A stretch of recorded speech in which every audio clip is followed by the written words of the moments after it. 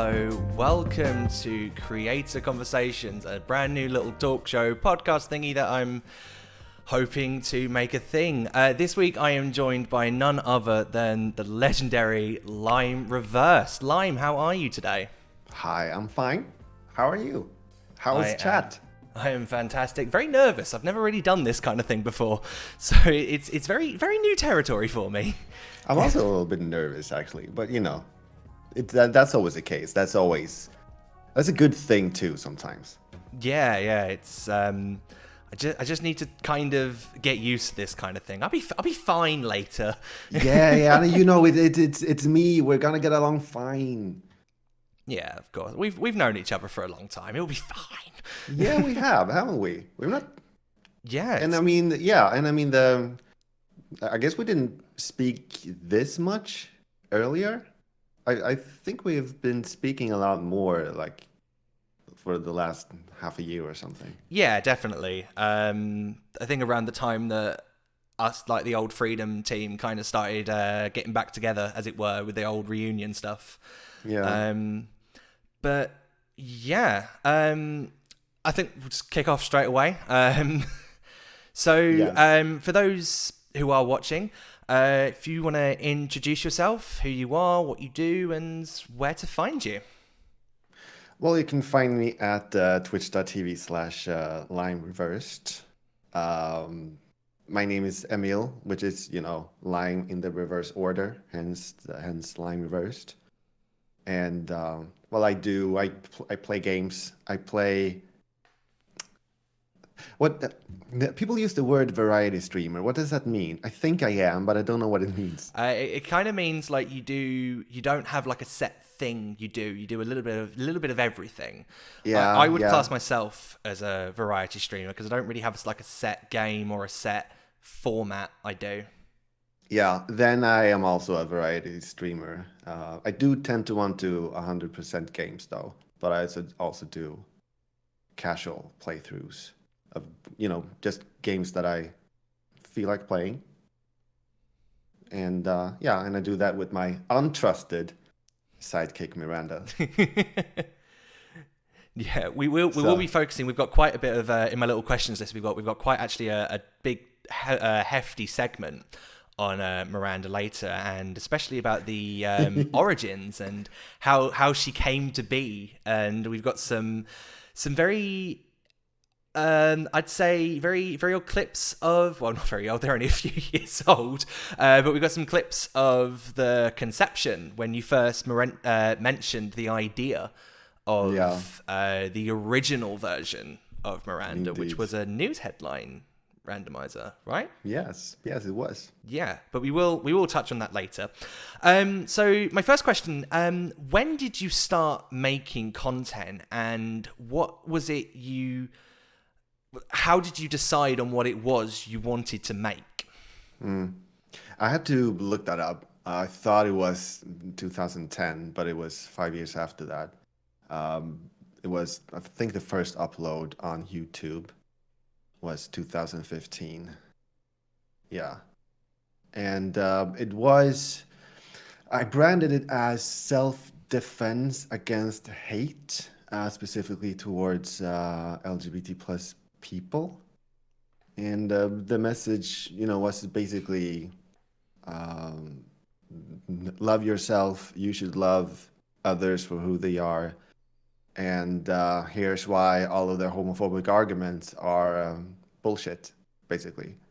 Looking into the actual science of it and trying to put it in a way so that people can understand, but also throw some humor in there. But at the same time, having all of the references so that people can actually look at the scientific papers that support everything that I'm saying. So that's what I try to do. Is there like a specific reason why you decided that this is the content you wanted to do? Did something maybe happen that maybe triggered in your mind, I want to help educate? Or is it just something that you had wanted to do for some time and finally set foot and did it? Well, came out as gay, so that was basically my starting point, and I had to come out not only to others, but I had to come out to myself because I had been in denial for just many years. I think I came out to myself like 26 years old or something. So, I mean, that was the point where I accepted myself at all and started to let myself think and feel that, oh, maybe that guy actually is attractive to me. Attractive, not attracted, but attractive to me, and just let myself think and feel what I actually have felt all along. Um, it has a term. It's called internalized homophobia, which means that you're in a situation where you are gay, you can't, but you don't feel like you can accept that, and so you have like homophobic thoughts about yourself. And I did not handle that at all very well. I have too much of a can-do attitude in that case, and so I went to in a state where I tried to change myself, which I definitely should not have tried to do. And that, after a while, after trying a lot of things, I keep doing that. If I don't succeed something, and if I still have another idea, I keep testing different things, which, you know, being stubborn when it comes to these things is not a good thing because that's what kept me in denial for so much longer time than it should have. Like that, you shouldn't be in denial at all. But I think it's like 26 years is a very long time. Yeah, yeah, So I've I finally came out to myself, and then when I did that, got to know the world when I actually do love myself and actually let open my heart to love for others. And then, for the first time in that part of my life, actually got to experience what love is. And when I actually got to experience that, I realized what I had done to myself for over a decade. And I just felt so incredibly angry and sad about that fact, that that's basically mental torture that you put yourself through. yeah. And all of those years of possibly falling in love was just robbed away from me, and I didn't want that to happen to anybody else. Oh wow, that was God, that's a lot deeper than I thought it was going to be. I really wasn't ready for that. I'm sorry. No, it's fine. Like I remember I remember around the time that we met, you did tell me a very shortened down story, shortened Yeah. down version of that. I think like some of these parts were ringing bells in my head. Yeah. Yeah, and I just really wasn't ready for that. So on the same line of around the time you started making content, did you maybe think about, like, I know that you were happy making the content you were making, you had your thing. Did you ever consider experimenting with any other kind of content, like maybe any other genres or anything else? Well, I guess I wanted to do lots of things. I wanted to do comedy. I wanted to get other messages out, but this is what I wanted to focus on, but I still wanted to grow. And yeah, I guess we're gonna talk about the community team thing later. Yeah, But we're you know, slowly getting onto that. yeah, I got a show with about rhetoric and communication and performing in front of the camera. So I kind of did other content too, which was a lot less deep. But yeah, so yeah, kind of. I did other things too. Yeah. Why did you stop making? Because you haven't uploaded anything on YouTube for a couple of years now. You noticed that, have you? Yeah, maybe. Don't worry, I'm the same. I'm the same. Did you feel that it ran its course? Did you feel, or is it something you couldn't commit your time to anymore? There were a lot of different factors there. I guess I could have gone on with different things debunking other arguments. I did feel like I had said a lot of the things that I wanted to say, found out that a lot of things I wanted to find out, but I realized that I wasn't growing as quickly as I thought that I maybe would have. And I tried to figure that out. I learned a lot about target audiences and stuff like that. And I asked different forums and asked for tips. And I quickly realized that the people that I thought was my target audience did not think of themselves as my target audience. For some reason, people thought, I mean, homophobic people are not going to look up my content. I mean, let's just face it. So I didn't watch them as a target audience. But then I figured that people who really care about this stuff and want to fight for it would, want to know more about these things and, why they are right. But the message that I got basically was that, but your content is not for me. I don't need to be convinced. Well, I'm like, it's not about convincing. It's about uh, like finding out more about this. Like if you don't know if you don't know the knowledge, then do you know what you're fighting for? But people just seem to think it's enough that, oh no, I think gay is okay. And they didn't seem to care about, actually finding out about these things. At least that's the impression that I got because people kept thinking I was trying to convince them of something. And in the end, I kind of realized that, okay, so the target audience is basically me. The channel was, in the end, for me finding out all these different things and me debunking and really cleaning myself of the homophobia that I had for myself, basically.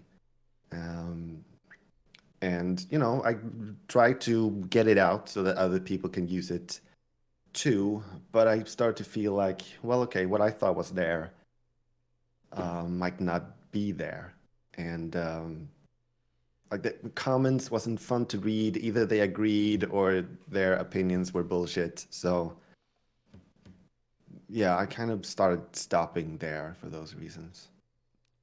No, that's understandable. I mean, for me, looking as an outsider, I feel that it's important that your content exists, for education, which was your original intention, with it.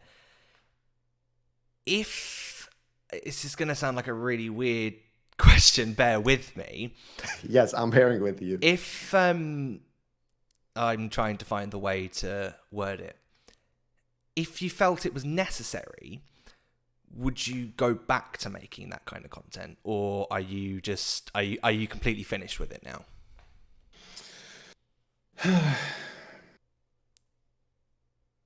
The thing is, I do still think it's necessary.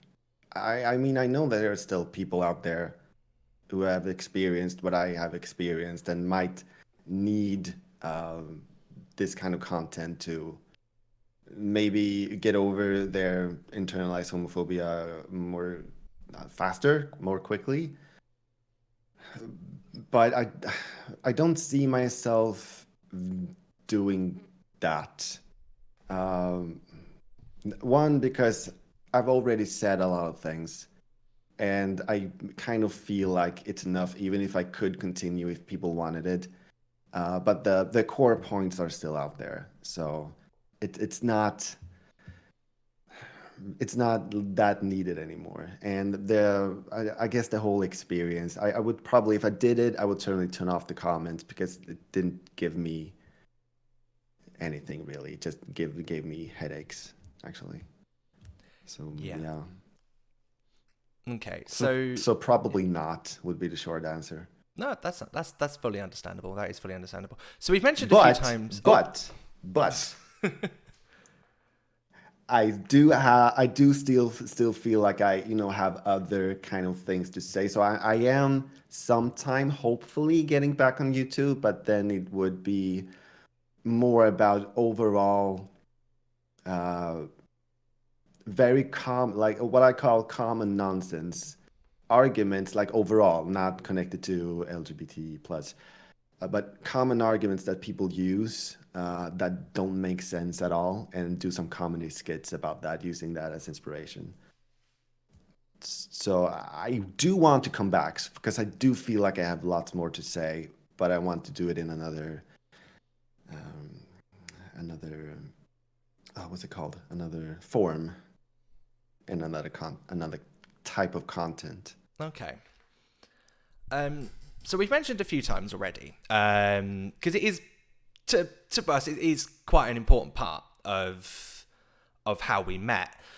We've mentioned a few times already about the Freedom community team. Now, for those who don't know, myself and Lime, we used to work for the YouTube MCN Freedom on their community team, which was a team dedicated to mainly, our main goal was replying to the comments on the main Freedom channel, but a few of us did a few other projects as well. I focused on Facebook, some of us did some forum management, some did some Discord moderation, many different aspects. We were basically their community representatives, and we were anywhere Freedom was, we were. So my question to you, Lime, is how did the community team come to your attention, and why did you want to join? I guess it just started with me trying to grow, and so I tried to find a multi-channel network. And first of all, Freedom was the one I could join. I think there were other. There might have been others. I don't think there were, but I thought that it sounded good, and so I joined, and I was very active in the Discord, and the community team noticed that and wanted me to start modding, and then it grew from there, basically. Then I started answering questions on comments on YouTube and things like that.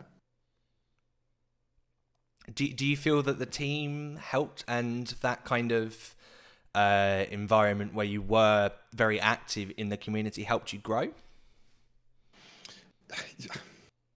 Yes and no. And actually, I feel like there are lots of things that I knew already because I already had an education in many of these things. So I guess that I had it, and what I may have needed was someone, maybe dedicated to my channel, knowing what I want, and then asked, the hard-hitting questions, like, does your target audience really need this, or the things like that. What I got is also very useful, but it's mostly these kinds of more generic things, I feel. To be completely honest, it's not probably good commercial for Freedom, but that's that's what I felt. Do you feel that joining the team was a good idea? Do you regret it at all, or do you feel that you made the right decision in that? Oh no, I don't regret it at all. It was a very, I mean, I met all of you people, which is awesome only by itself. I got to share the knowledge that I had from my background as an actor, and then later from the education in media and communication. So it was all about like building up a story, filming, and marketing, and like it was all of these things. And I felt like, I have lots of things to say here. And so I like some things you have a need to express, and you sometimes feel the need to teach other in need, like teach other people what you know to the people that need to know it. Like there's a certain kind of um, satisfaction that you feel in helping people like that. So I definitely don't. Um, what's the word? I don't regret joining. It was definitely the right decision, and I didn't have anything else to do anyway. So Okay. Yeah, no, I think your answer is very similar to mine for that one. I loved every second of being in that team. I met some great people. I was with the team from the very start, when it was conceptualized, and it was completely different to the team that we knew. Because we were huge at the time and everything kind of just went wrong. It's stuff I'm not really going to go into here because drama. I see. And I met amazing people, including yourself, in that team, and it taught me a lot about YouTube and how it worked, and growth as well, which is unfortunately stuff I don't put into practice anymore because I'm not really active on the site anymore. But a lot of what I learned there does translate over to Twitch, I would say. So, yeah. So when did you decide it was time to step away from the team? I'm not sure like when it comes to times, but I do remember it was at a point where the only thing I like I'm gonna like ask answer like a question of why instead, because I don't know when, but it was at a time where I feel like the team overall started to feel like maybe Freedom didn't really need or want the community team anymore. At least that's the idea that I got from other people in the team. And I was in a point where I started to feel like I need to prioritize the things I get paid for, and maybe there was a renegotiation of what people got paid to. I think that may have been a factor. And I kind of felt like, well, if I'm going to continue, I want this amount. And I felt like I was actually very, very generous when asking for that amount. I think that it was a very low amount to ask for, but they didn't even want to give me that, which made me feel like, okay, maybe I'll just focus on the things that I get paid for and what I want to do instead. So that was my time to leave. Yeah, completely different to me. I was just like, I don't have the time for this anymore. Like, I really wanted to. I remember I left so uncleanly. I remember the day I left. It was in the middle of a team meeting. I said I couldn't attend because I was debating internally whether or not it was I wanted to stay. And if I could prioritize the time. I came into the meeting, said I was leaving, left. It's just like, hi, I'm leaving, bye. Yeah, that was very, very unclean the way I went. But I can't remember how long ago it was I went, but I kind of wish I stayed a little bit. Yeah, I see. Until the end. But how come? I felt like I felt like I had just very quickly left a huge part of my my life, because around the time that the team existed, YouTube was very important to me, because it was the only way that I knew how to express my need to be creative. At the time, I was on Twitch, but I didn't really know what I could do with it and what I wanted to do with it. And I had only just started studying film at the time, so I was still learning things, and I still felt like everything I was making that at college wasn't up to my standard, because I didn't know how to make it my standard at the time, because I was still very new to it. And I had no prior film education. Up to that point, I wanted to do film studies at school, but there was other subjects that clashed with it. So, and when I left, the fact that I left so uncleanly, and the fact that it was a huge part with so many people that I cared a lot about, that I just kind of very quickly turned my back on for what I assumed to them was for no reason, I wasn't exactly happy with the way I went. And part of me thought, hang on, I could have made time.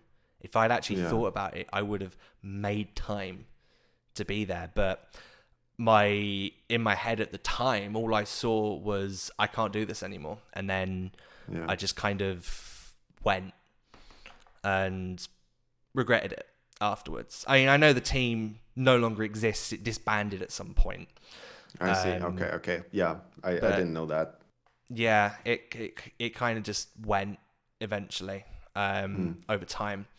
I don't know why. I don't know when. That's not really a question that I've really gone out of my way to ask anyone that I think might have been there to the end. But I know a lot of the major community pillars started going, and then all of a sudden it just stopped existing. Okay, so I see. Obviously YouTube ran its course and all that stuff, and nowadays you are streaming on Twitch. Yes. Do you remember when around the time it was you started streaming on Twitch, and what about it? What about Twitch that made you kind of stick with it, as it were? Yeah. Like this round, I started streaming this summer, actually. So it's not been for a very long time. Like I once streamed, I think, Slender on Twitch sometime, on another account sometime in 2010 or something. But that was just to share things with friends. So that was nothing that I took seriously. But this summer, I kind of just wanted to try out a concept and just see how it feels and see how people would react. Do they think, like, it was the Miranda concept that I was wanting to try out, and just wanted to see people's reactions and then see if I'm gonna stick with it or not. And it was definitely worth sticking with it. People seem to really respond to the whole random thing, to the whole improv thing. I got to meet the most wonderful community ever, and that's a huge part of it. And I want to keep playing around with the concept. So I'm not leaving anytime soon because of that. I really want to try to stick with the community and keep developing the idea.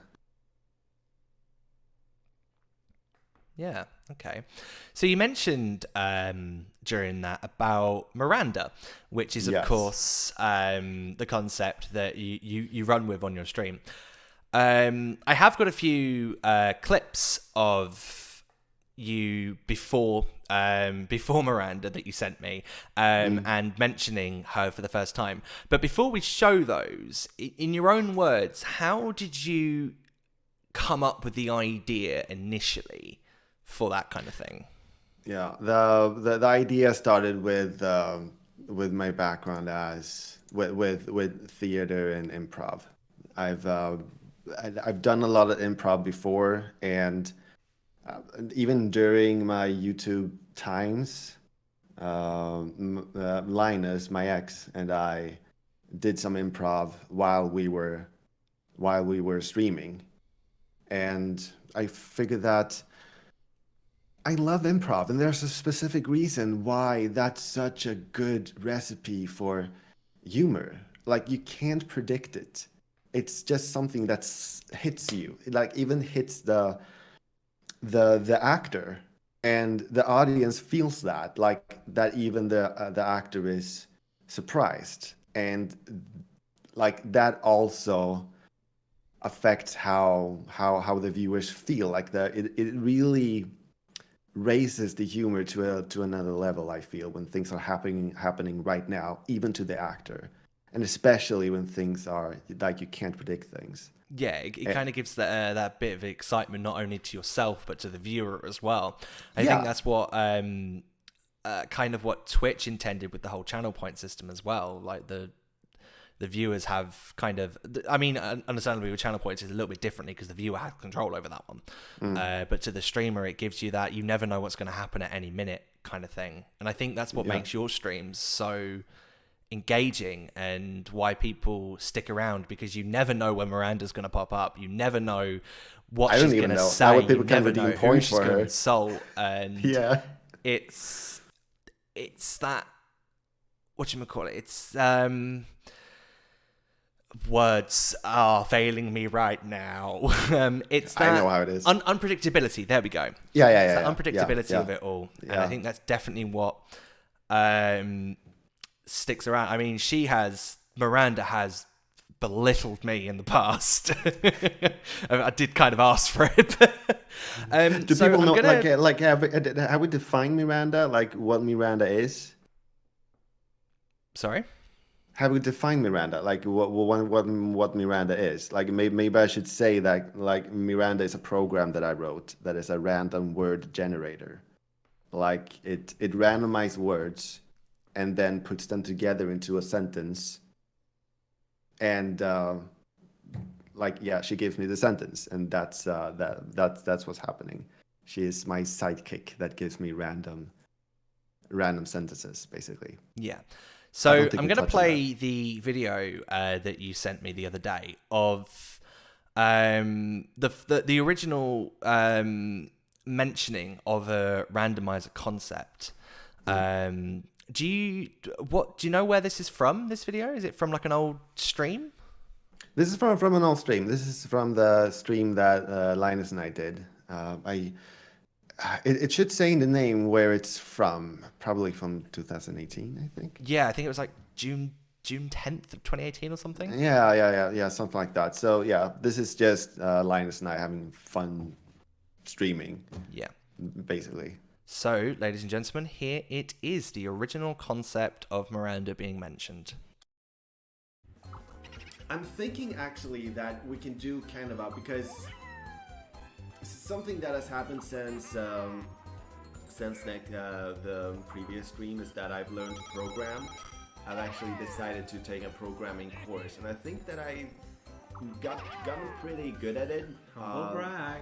Well, keeping in mind that I'm at the very first level. For being at the very first level, I think that I understood it. You're nice. So what I could do is to, because something in improv is something that's hilarious in improv is when you get just random sentences that you have to read, and then whatever you read, that's true. And so I've been thinking that I could program, I could create a program that just randomizes news titles, for example. So one can sit there and read the news, and then read lots of randomized news titles, because I think that would be so much fun. I think that would create a lot of laughs. So that's an idea that one can do.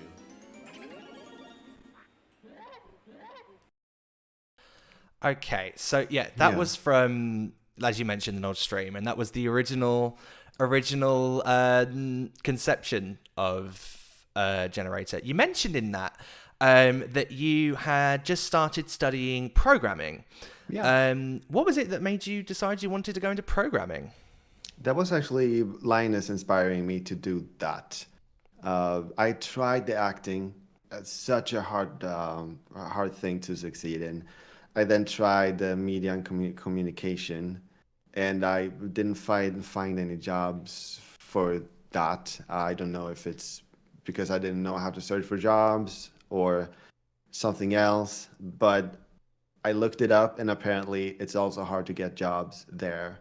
And so I started to think about, how do I find something that it's easy to get a job in, but also something that I would want to do? Because Linus had just graduated as a teacher, and he loves teaching, and he got a job just like that. And then that's why I started thinking, like, how can I combine something that I love doing with something that's easy to get a job in? And then suddenly it just hit me, maybe programming, maybe I can at least try. So I tried a course, and I loved it. I so much loved it. It was at that point where I longed for the next assignment, because I wanted to jump on that as quickly as possible. Like, I wanted to learn more, and I had not experienced that kind of like longing to learn something before in any other subject. And so I figured that, this is something for me. Okay, and you mentioned, so before we showed the clip, you mentioned that you used to do improv with him.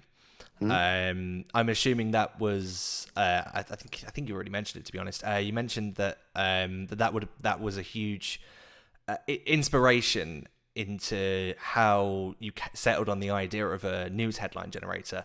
I have also got that clip of the two of you doing improv that you sent me, which I will put on just now. So this clip I'm about to show is Linus, is that his name? Yes. Linus and Lime doing some improv without a randomizer. Whoa. Are you ready? Whoa. Yes, I'm ready. Transition now.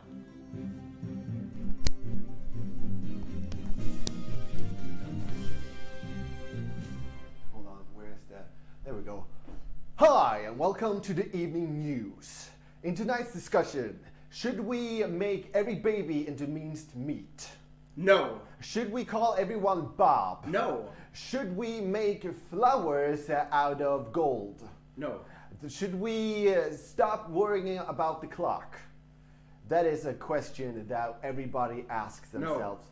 That is a question that nobody asks themselves at all. Do we need a clock at all, or do we have two people who both are at different sides here. We have three people who have a debate who consists of 10 people who think different things about this clock. Everybody thinks that it should every time it should be 12 o'clock. All the time. Always noon. It should be always noon, because that is when you eat dinner. No. So every fat person I can't say that. No, you can't say and that. So, shame on you. So every person who likes food thinks that we should always have noon. No. Because that we should always have after midnight. No. And that we should always pick up flowers and love each other like the beautiful person that you are. No. That like the horrible, even if you look horribly, then that's why then that's where you should put your energy on. You are a horrible human being in the outside. No. You are a horrible monster. You are plushy. And that doesn't mean that you don't have a heart. Thank you. That was the evening news. Good night and good news. Sorry, I've watched these before, and every time it cracks me up. So, you know, as someone who did this a lot, I just tend to criticize myself when looking back. I so lost the thread there in the end. Like it began good, but then it completely lost what I've said before and just like went with something completely different. It's like, oh no. I think that's definitely what kind of gives that clip a sense of charm.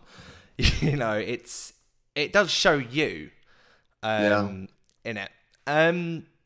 Was it clear what we were doing? Like every time Linus said no, I had to say something else. Whatever. Yeah, definitely. And I think that's you can tell that aspect carried over to Miranda. Just a constant, like, you never know when she's gonna quit next, and you have to change it so quickly. And that's definitely more prominent in her improv commercials. Because you think it's going one way, and then she just completely throws you off, which is what makes those so funny. And that's also so exciting to me. That gives me excitement. Like I have no idea, and you know whatever she says, I need to make sense of it. And like, how do you make sense? Like in improv, it's very important to say yes to what the other person, the other actor is suggesting. Like, it rains outside. Yes, it rains outside. Now it rains outside. Like you can't say no, it's sunshine. You need to say yes to what the other person is suggesting, and then you need to build on that. So you also need to say and. So you need to say yes and. How do you say yes and to a randomizer? Yeah, that's the challenge here. It's not easy always. Yeah. So over time, this you did develop the random news headline generator. Yes. And I'm gonna put on the clip of the two of you doing the improv with this early alpha Miranda, let's call it. Yeah, very early. It was quite rough, but yeah, let's. Yeah. Everything starts somewhere. All right, here we go. Yeah, okay. Am I in? Okay, yeah, fine. And everybody can hear me fine? Good. So, hi, and welcome to the news. In tonight's stories are 1 out of 9 agree wolves are unholy. According to scientists, men challenge winds. And gay person thinks toddlers are toilets. What? Doesn't. And No. in tonight's main story, 2 out of 2 agree kitty cats are hot. Should we take no. So what are we doing now? Hold on. Okay, 2 out of 2 agree pastors are insecure, and so now we have an expert in pastors with us here. Hi. Hello. So, why do you think that 100% of 2 out of 2, yes. 2 out of 2 agree that pastors are insecure? Yes, let me just rephrase for you what you just asked me, because you asked me, why do I think? And that's not, I'm not thinking here. Okay. Why are pastors so insecure? It's very important, especially when you're talking about men from the church and other people from church, that we can't be, we as scientists can't be thinking like them. Because religion, we all know it's bullshit. But they are insecure because deep down inside themselves, they know that religion is bullshit.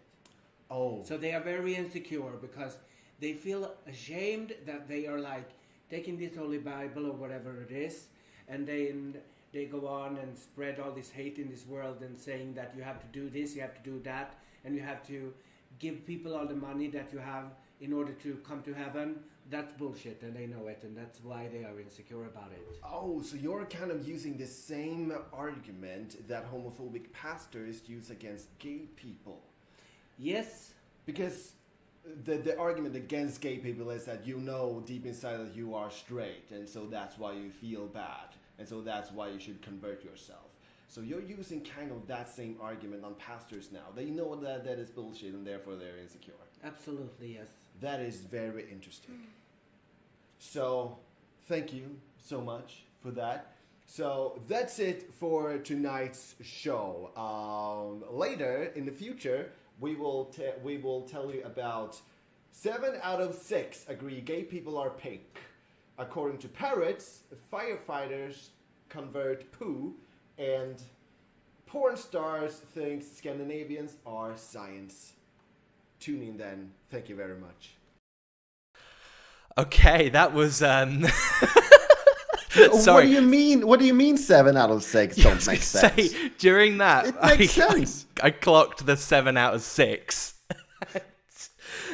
I clocked that, and his response was, "It makes sense." It makes sense. You can't say anything else. Was that intentional? Those weird studies, or was that something that needed to be ironed out? Like I knew that I have given her the power to do that, and I figured it would be funny to keep it in. Yeah. So over time, you somewhere in the pipeline, this changed from a random headline generator to a word generator. Yeah. What made you decide to change that into the Miranda we all know and love today? I guess the first idea was to try it on actual improv groups. The first idea, like the headline randomizer, became the impromizer. And the idea was to then maybe try to sell it to improv groups who would use it in their shows. And I tested it on some groups, and some suggested that, oh, maybe it should have a voice, and oh, maybe you should do this. But then I started having thoughts of maybe I should stream, and then figured that no, this thing is mine, and I'm gonna give it a voice, and I'm gonna give it a character, and I'm gonna come up with new games, like not just headlines, but other things, and that I can interact with, and figure that let's try that. And then I wanted to try it out, and then I started streaming. Okay, so as you mentioned, Miranda is your thing, and she's yours. And she's mine. Don't try to take her. There'll be a DMCA Some people have actually in the post box by asked. morning. Some people have actually asked, "Oh, where can I download her? Oh, where can I get her?" And I'm like, "No, you can't get her. I programmed her. It's not a thing, and I don't. Neither do I want other people to use her, because that kind of makes my stream less original." Yeah, it's your unique. If you put it in a business term, it's a unique selling point for your stream. Yeah. Do you have any future plans with Miranda? Because you tested out the other day. You are building a Miranda 2 at the moment, aren't you? Oh yes. Is that like a fully new program, or is it just like an update to the current Miranda? That's her built from the ground up again. And the whole thing was actually, I've learned a lot in my education. Like this whole Miranda thing, the headline randomizer, was before I started the education that I'm in right now. And like, this is my child. This is my labor of love. And so I want to show that when I then look for jobs and such. But then I want the code to be good and updated. And so I I decided to, just for that purpose and for making things easier for myself when I program later and add new sentences, to just change the way she's built up. So the intention first was not for other people to actually notice a difference, but then I figured she uses the default Windows voice. I want her to have her own voice. I can't have her use I did that. wonder where I recognized the voice from. Yeah. So I might as well give her another voice, and I might as well try to give her like a real character, like illustrate her in a different way, like give her different faces. I'm trying to figure that out right now. What voice she should have, and what how she should look. And well, I've already added features like it looks like the dice is rolling, and then you see blanks being filled in, so that you can then actually see the words on screen being randomized, which also communicates how she works just by looking at that without having to read the description below. It gives you a bit of an insight into what's going on. Yeah, so yeah, there are things like that, and I do want to, because I've been rebuilding it from the ground up. I have not even like tried to think about other improv games that we could do. So right now I'm kind of stuck in the same thing, and I want to keep building on that too. Yeah. I mean, you kind of answered what my follow-up question was going to be. Is there any major brand new features you want to share? But you've just done it. 2 flies with 1 stone. Ah, oh, damn. I'm that good. Yeah. So, moving away from the topic of Miranda, as great as you want to you want to move away from the topic of Miranda? I know. I'm sorry. Wow. Yeah. I know the next time she mentions my name because of that, I'm going to get absolutely murdered. So one of the things that you've done on your stream recently is you have just done a 100% run of one of the worst games of all time, which is Sonic 06. I've done my time with that game. I did 12 hours of that and it crashed 10 hours in. So how you managed to do 100% of that, I'll never know. But what made you want to do that kind of challenge with that infamous of a game? What made you decide that this is what you wanted to do? I guess it's just one of those things that you just feel like that is an accomplishment that I want in life for some reason. I just felt that. Like, I mean, yes, it is very, very, what's the word you used? Not unfamous. Infamous. And because of that, it's so much talked about. And because of that, it's actually like a big game because of that reason, because of all of the glitches, and everybody talks about it. And that kind of makes me feel like, wouldn't that be so funny to play and experience all of those glitches and then have it in your life achievements that you 100%ed that. And like, I felt like I could do it. And for some reason I felt like, as a Sonic fan, I want to have completed this. Yeah. So I figured that it would also be good entertainment. Yeah. So I've just realised, and this is pilot episode problems. I've prematurely moved away from the Miranda topic because I've just noticed at the bottom of my screen No! 2 more We can clips go back. I We was can go meant back to if you play. want. It's pilot episode's problem, folks.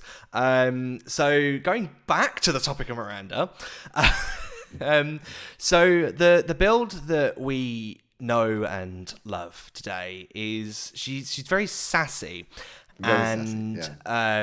very chaotic. I think I described her in your server earlier today as a chaotic neutral. as it were. She loves the chaos, but she also has a soft side as well. But you sent me a couple of clips that are Highlights, available over on your Twitter at LimeReversed. Very nearly went to say out the pan just for a second there. Out of habit. You can put them up there also if you want to. So the first one is from one of her scenarios, which is the insult. This does contain strong language, so any young ears, please cover them now. But this one is one of the insults. Another insult. Let's go. Shuju Mika. This is what you sound like. Oh, a long one. I'm Shuju Mika. I earn all my dicks. You poop.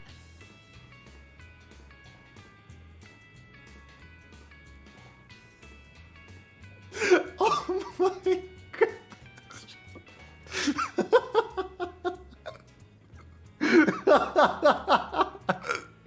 Oh my gosh. Wow.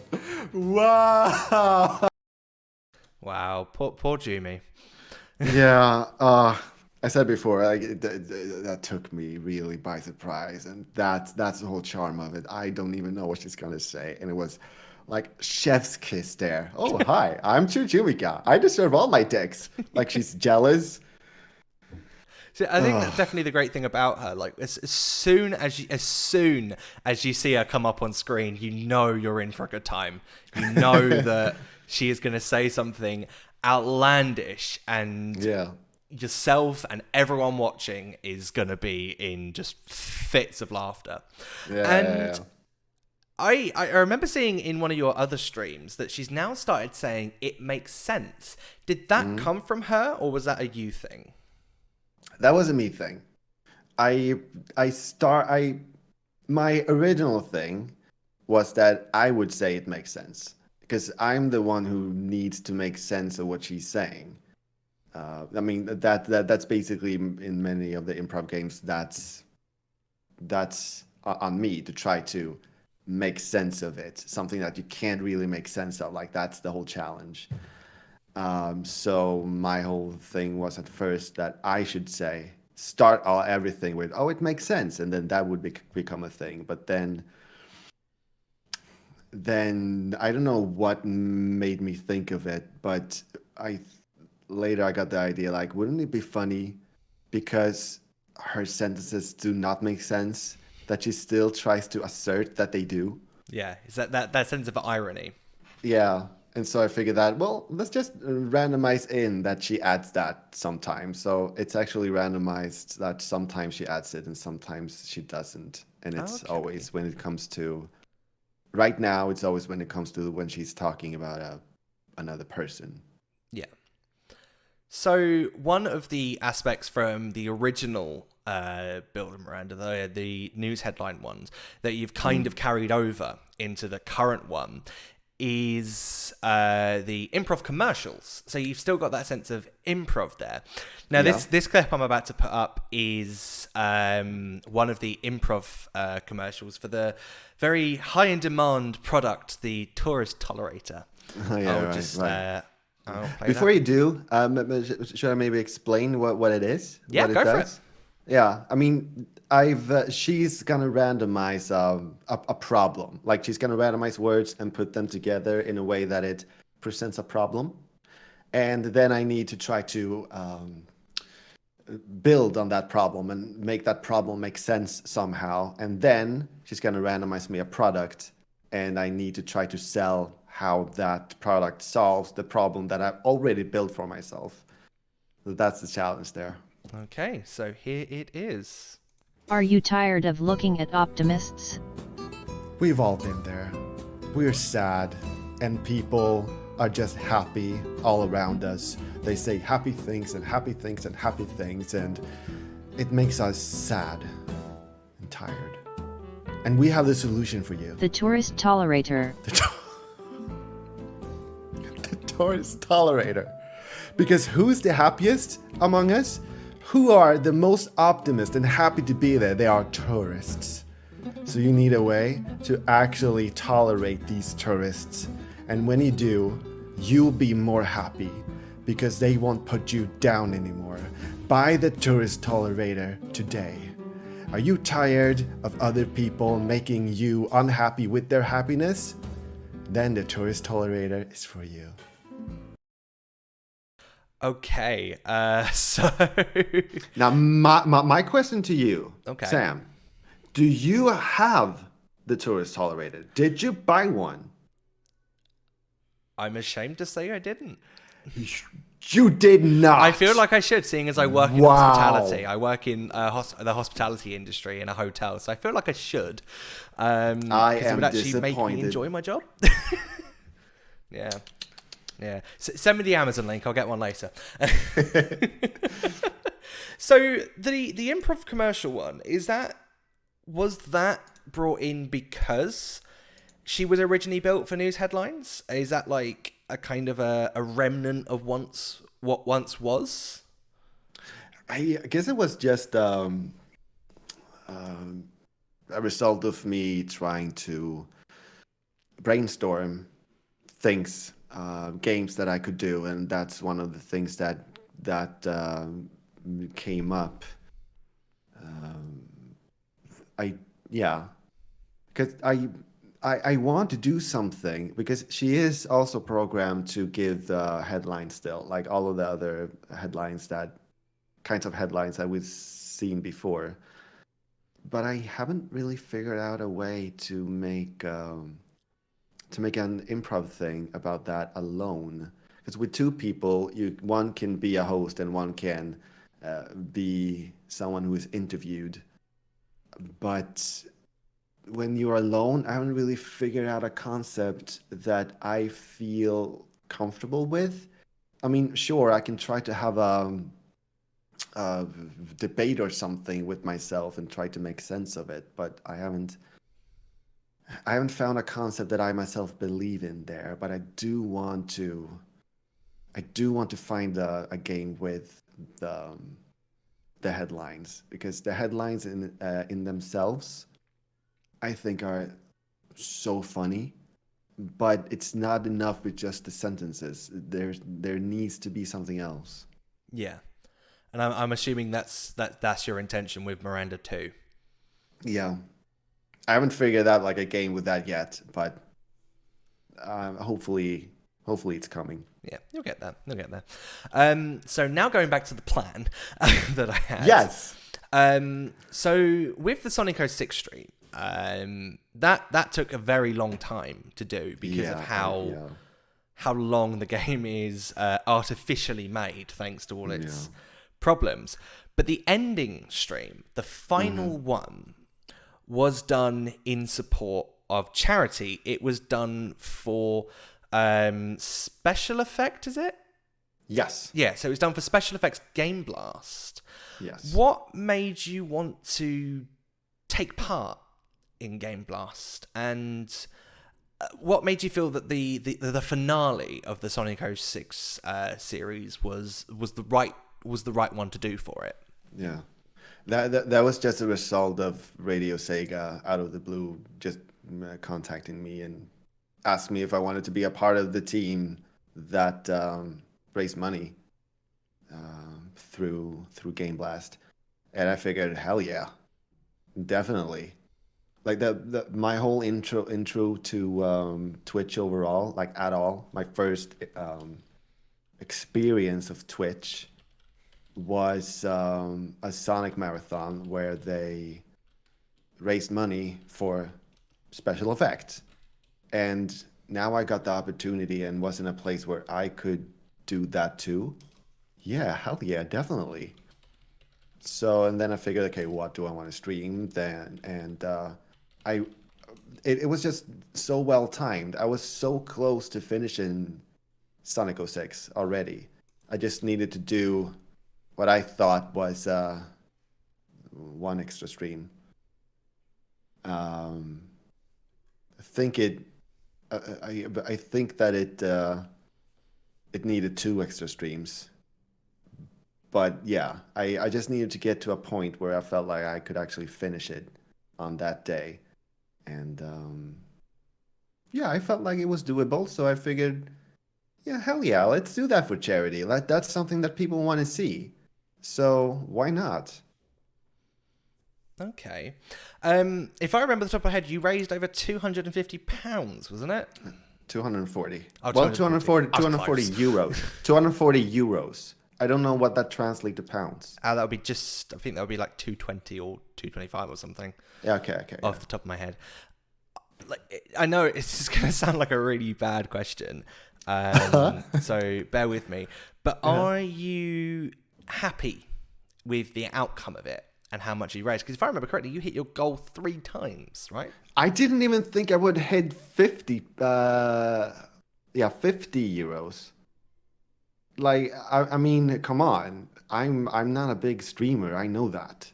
And I like the default was the default goal was £100, and I figured that I don't think I'm big enough to be able to raise that kind of money. So I figured that it would be better to just turn it down. So I turned it down to £50 instead. But then I did the extra streams, and I had already turned on the whole donation thing. And so even before that Sunday, where I was supposed to start raising money, I had already reached my first goal, which was mind-blowing to me. And so then I set the goal to 100, reached that. Set the goal to 200 then. I mean, come on, you're not going to reach that. But they did. And it was, people are so amazing. I definitely did not expect that. But yeah, now Special Effect has 240 euros more that they can use for stuff. Yeah. So I think that's definitely kind of a testament to your community, and the community you've built around your streams. Looking as a part of it, it's a very, very wholesome community. Everyone supports each other, definitely. And it's such a lovely place to be. I've kind of I've lost. There was a question following that, and I have lost it. That happens. Yeah. So I'll move on to my next one. What are your plans for the future? Do you have any plans of what you want to do for Twitch? Maybe your next plan for a game you want to 100%, or where it is you want to take your streams? I guess the future, try to build on a concept overall. I do want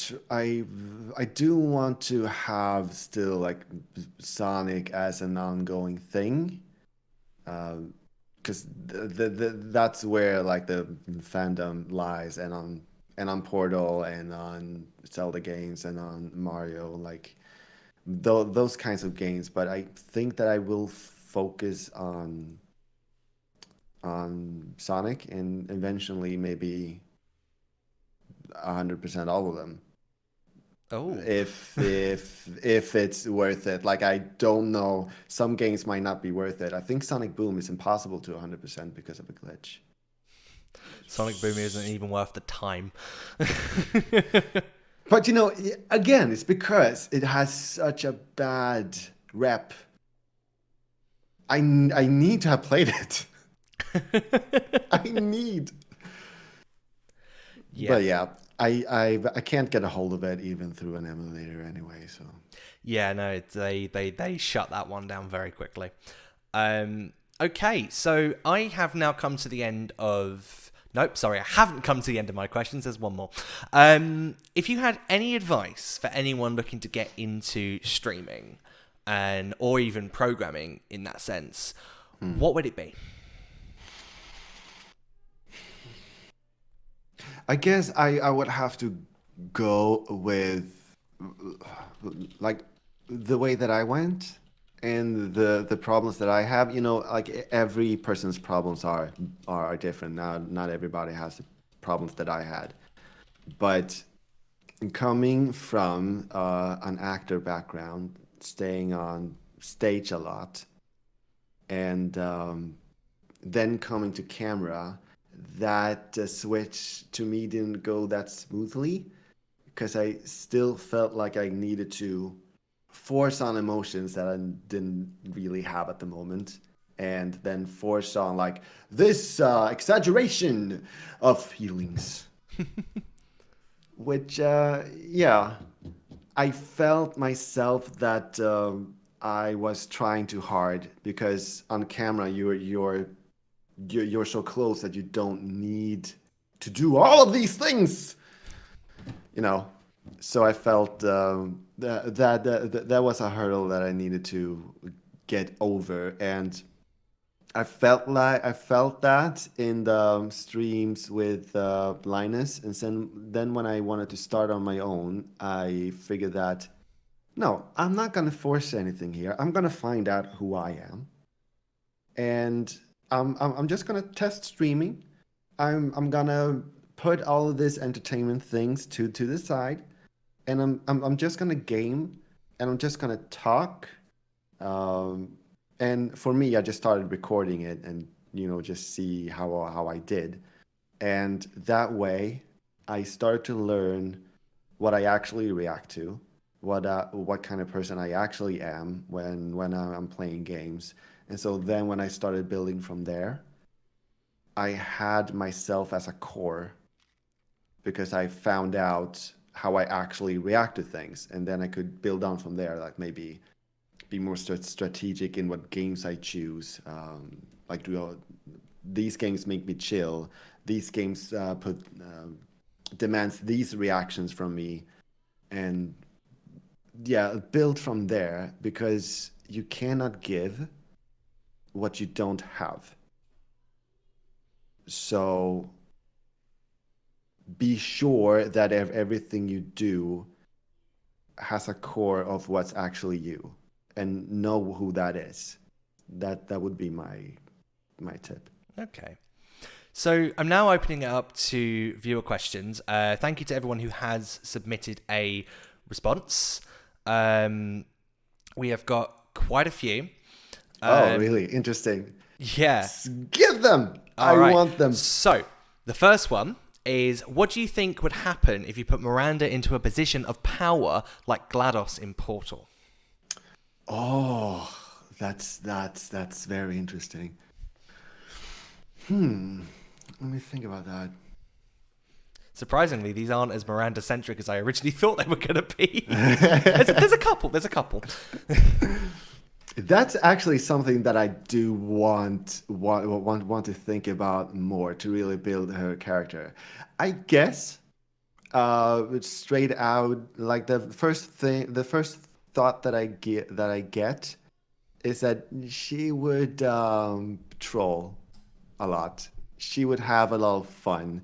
She would maybe not be murderous, like the Glados is, but she would definitely do things,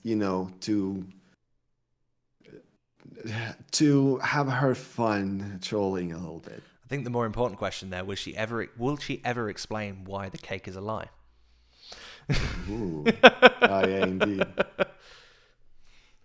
Next one is, how do you maintain such a positive outlook on things? Really digging deep here, aren't we now? Yeah. That's something that I've been thinking about too, because I think some things are you just have the chemical substances in your brain that just makes you have a certain outlook. Because I remember when, like, being in a state of depression, I've been in a state of depression and having like these panic attacks at the same time, but still for some reason I had this attitude like, have I tried everything? No. So what can I try?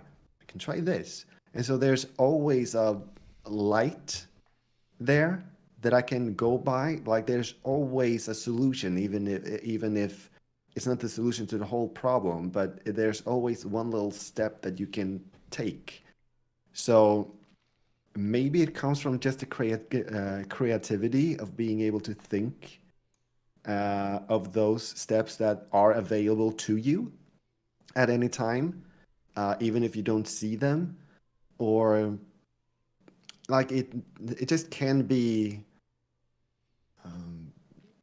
all of the above, like the creativity and just like the chemical substances, and just having the attitude of you just need to find a solution for it. The solution is out there. You just need to find it. Okay, it's quite an interesting way of putting it. Right, next one. Are you afraid that Miranda is going to become sentient and take over your stream and your whole life? Every day. I don't even need to think about that one. Definitely. If we ever start seeing some weird messages in your Discord server, we know what's happened. Yeah, indeed. Okay. So the next question goes back to the whole improv and what you originally trained in. What acting experience do you have? Well, sorry, I didn't mean to sigh at that. That was not a sigh of like, oh, what question is that? That's not what I meant. It's just like, oh right, I haven't thought about that for a while. I have I've worked as an extra at the opera in Malmö, which was a very interesting experience because it was all in French, and I did not understand any French. How do you know what to do when, as an extra, when you don't even understand what they're saying? That was a challenge. I've led a lot of groups, like acting groups. I had courses in acting. I have directed groups too. So yeah, I've just like stood on stage a lot with scripts, without scripts, directing with scripts, and I guess one very interesting thing is the police students. They need to practice, and for that they need actors. And when I was studying the art of building a story, I did that in a city that had a police school, and they needed actors, and that was an experience because they had set up all of these scenarios. Like they had a whole pub right there, like a fake pub that they would fill with us actors, and we assigned one of us, the person who was gonna be violent, and then we just did some improv, like trying to really give these police students a challenge. And if we felt like they were doing a good job, the person who was what do I call that person? The person who did the bad things in the pub, and that the police was coming for. If the police was doing a good job, that person would just walk out without any issues. If they did not, they would put up a fight, and then the policemen and women the police people would actually have to practice some of these. They put you down and they lock you in a certain position, and then they drag you out. Oh my god. And Yeah, it was such an experience. Yeah, really emphasizes the improv part there. Yeah. Really getting into character. Yeah, indeed. So the next one, what's your most favorite stream you've ever done? Do you have one that comes to mind, or? It would definitely be when I finished Sonic 06. That's definitely my favorite. It was filled with so much love. And I just want to say that and highlight that I so much love this community. I really love this community. It's so supportive. It's so filled with positive vibes. And the whole chat was filled with, like, you can do this, Lime. You can do this, Lime. Take my energy. Like, it was at a point where it was just so moving. And so that was a reason. And like, just finishing it all. And just that the people that I myself is a fan of decided to join the stream and say hi. People that are much bigger than I am. And so it just, yeah, that stream for that reason, it's definitely my number one. Yeah, I remember being there for that one. I was at work that day, but we had such a quiet day that I came in to watch that stream, and the vibe there was insane. It was so positive, and it was if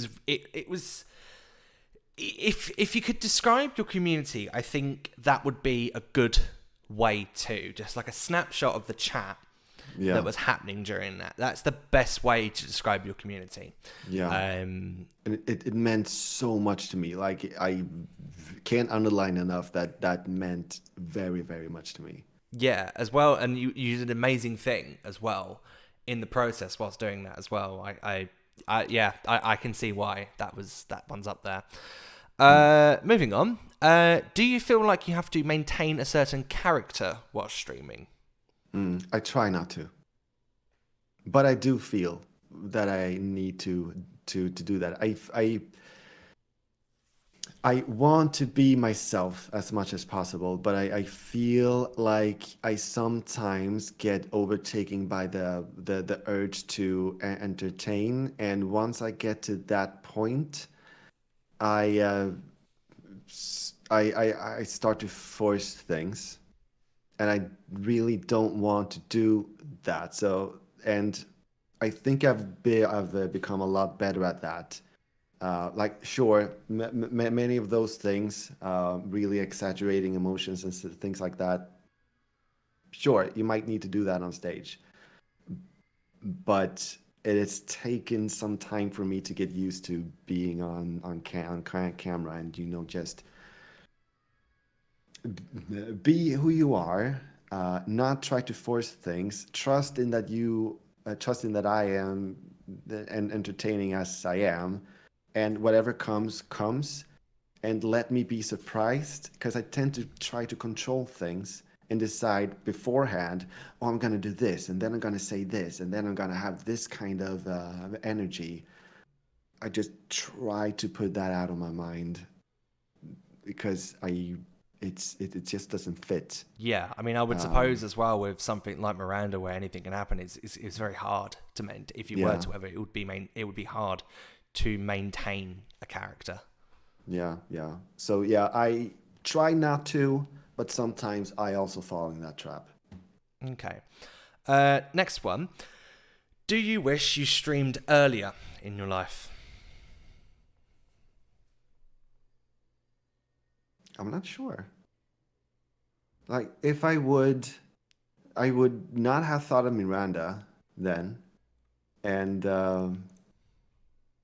maybe I wouldn't have if I already had a finished concept.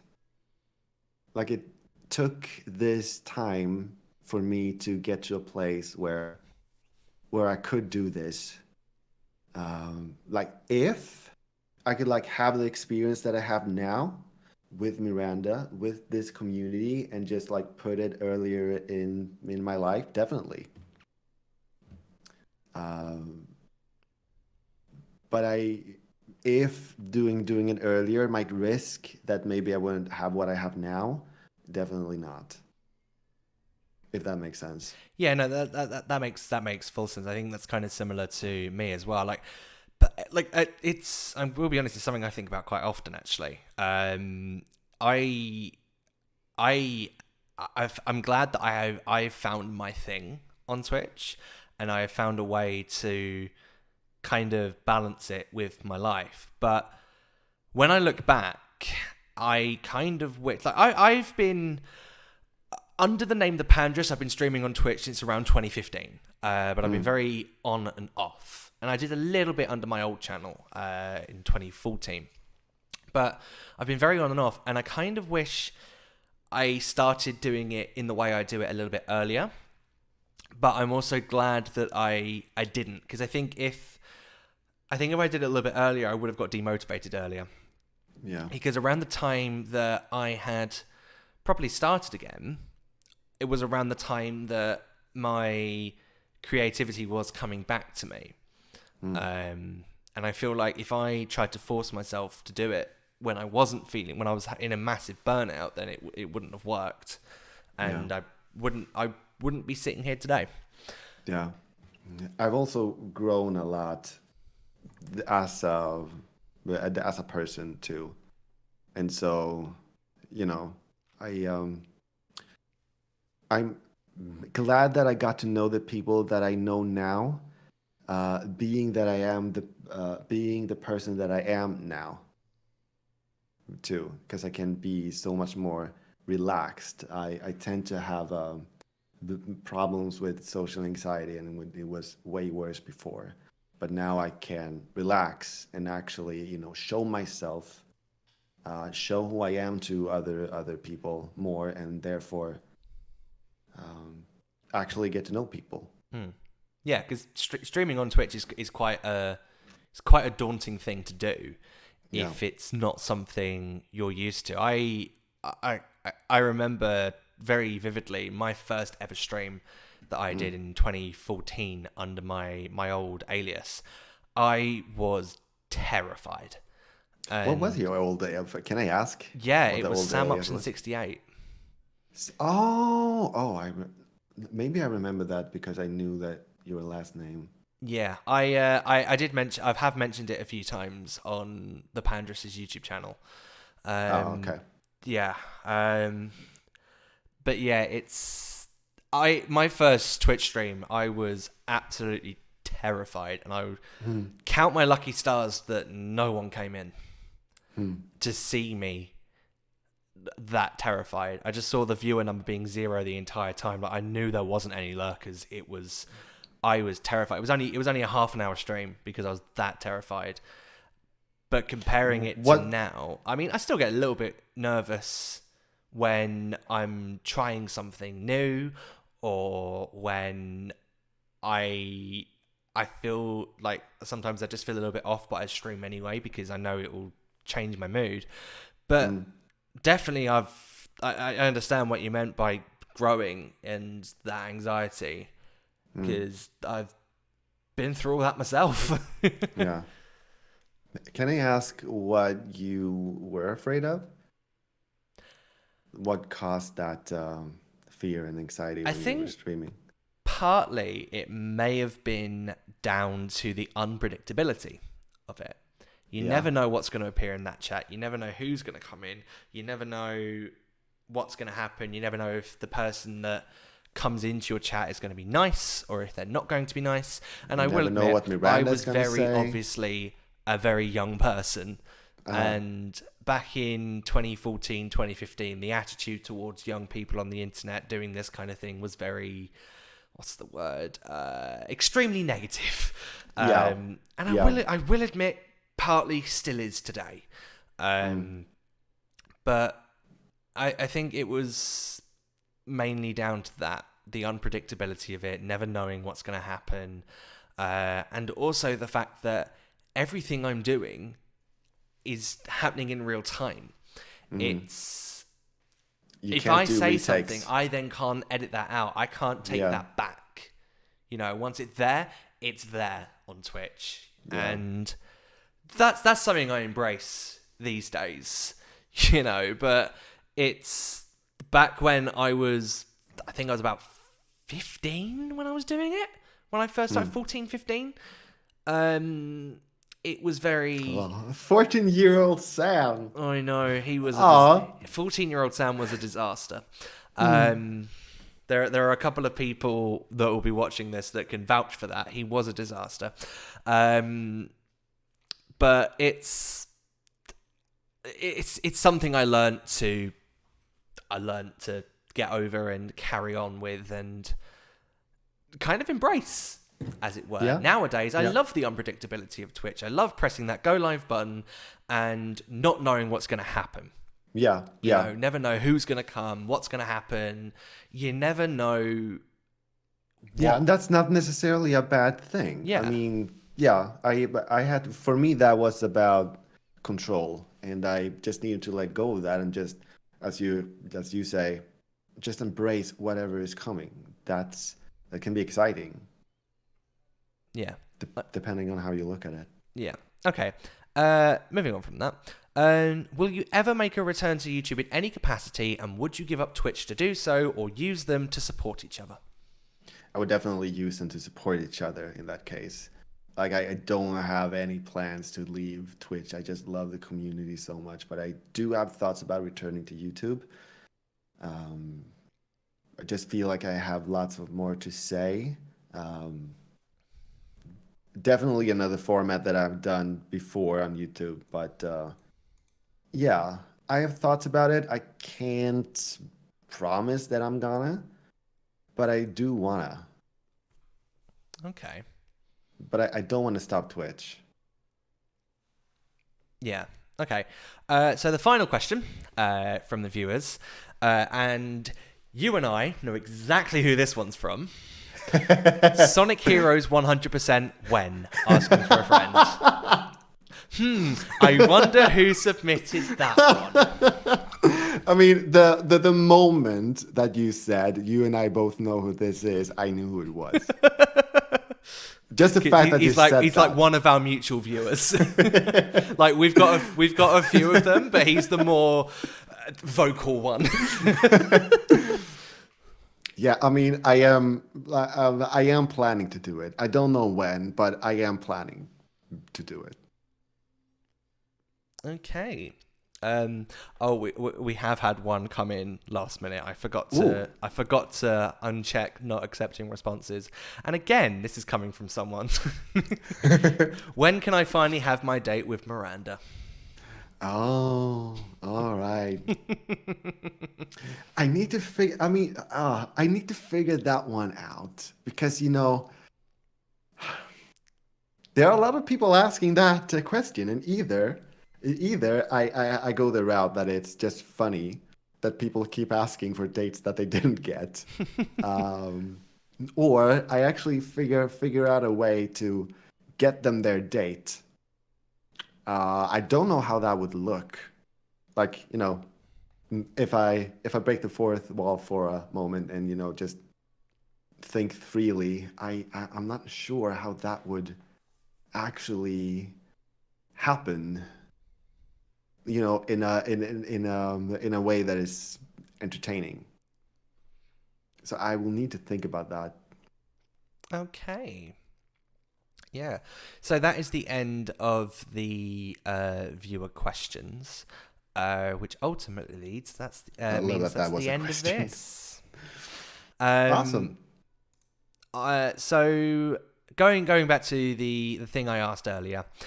Where can everyone watching find you if they want to follow through and see more of you? Well, it's LimeReversed everywhere, on Twitch, on Twitter. Yeah, I think that's it. Okay. Yeah. It is LimeReversed on YouTube too, but that's all LGBT plus content. If people wanna watch that. Okay. So yeah, that is the end of the pilot of Creator Conversations. I want to say a massive thank you to everyone that has been here today, that's asked their questions and has been watching along. To everyone that's watching this on YouTube, I'd really appreciate some feedback on this. If you have any about how it works, you can drop them in the comments below. And of course, a massive thank you to you, Lime, for agreeing to do this and coming on today and sharing your stories. It's been an absolute pleasure. I've been wanting to do something with you for the longest time, and I'm glad that we finally got to do something together. Thank you for having me. It was just asking if I want to be a part of it. It was very nice. Yeah, but thank you for watching, everybody. It's been an absolute pleasure. Wherever you may be in the world, stay safe in these weird times. Wash your hands, wear your bloody mask over your nose, and stay hydrated. Thank you for watching, everybody. Goodbye.